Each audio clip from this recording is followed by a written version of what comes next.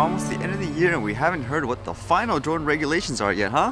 But I was reading recently, apparently there was an update from those RPAS task force, basically that's what they're gonna call things like the drones and stuff now.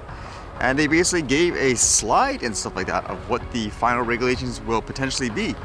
Now, I talked about that one before where they had the update. They were going to get rid of things like potentially the insurance, and there's no basically difference between commercial and recreational. So basically a lot of people were posting on social media about some of the slides that they showed in the presentation that they had recently. According to this report here, it says, during the USC conference recently held in Vancouver, Transport Canada provided an update on the proposed changes to Canadian legislation governing UAV drones, which are now officially called remotely piloted aircraft systems. No solid date was given on when we will see the final version, but they are targeting before the end of 2018. They did release some bullet points here. It says, the following is a summary of the proposed regulations. A single weight class from 250 grams to 25 kilograms for VLOS operations. Single set of regulations for recreational and commercial use. Operations fall into two types of operations, basic and advanced basic. So if anything, it's just further confirmation of the potential direction that we're gonna get. And so apparently there was this slide that says the VLOS regulatory framework, and you can see basically they break it down by airspace. So for things like people flying in the basic standard, I guess that'll be for most recreational people that just want to buy it off the shelf, they can fly in Class G airspace. There's no design standard in terms of what drone you could fly per se, and it has to be marked. You have to do a basic online test, which basically we were aware of.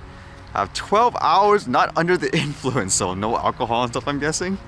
Interesting thing about that, here in Canada, since they legalized the marijuana, I even got a mail from the car licensing office saying, remember, like the marijuana counts as under the influence too. According to this too, there will be no speed limit in terms of how fast you can fly the drone. And this one's kind of interesting. It says operations in built up areas. Yes, so you could fly in quote built up areas now, although that was one of those definitions that was so confusing for a lot of people. Although it says for basic people you can't fly over people, as well I would imagine again if people are okay with it then it should be fine. For the distance it says no set distance, but the RPAS must remain in visual line of sight at all times. So I'm still confused if that means for an FPV flyer, if that's still quote illegal because you have things like the goggles and stuff on. Like you still need like a spotter for people like that. And like before that I read, they're increasing the max altitude to 400 feet. And how about this one? Night operations, yes. So if this is correct, then they're gonna permit people to fly during nighttime. I think that's actually pretty good because for many times, I think it's still just as safe. You can see the drone. And this one was a little confusing in some ways.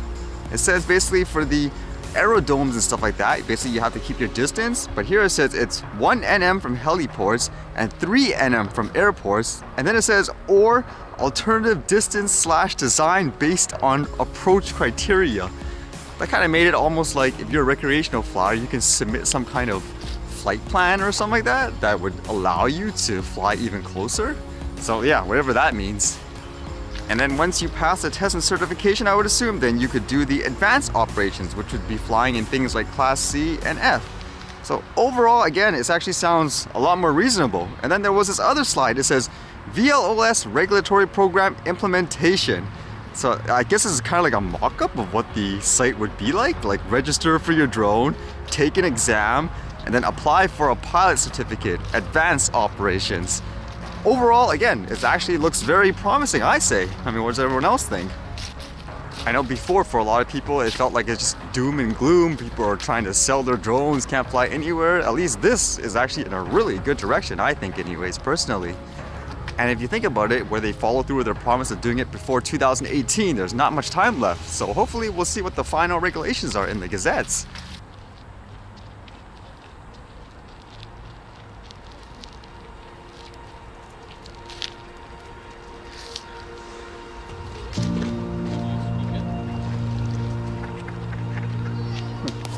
Oh, it's interesting off the moon.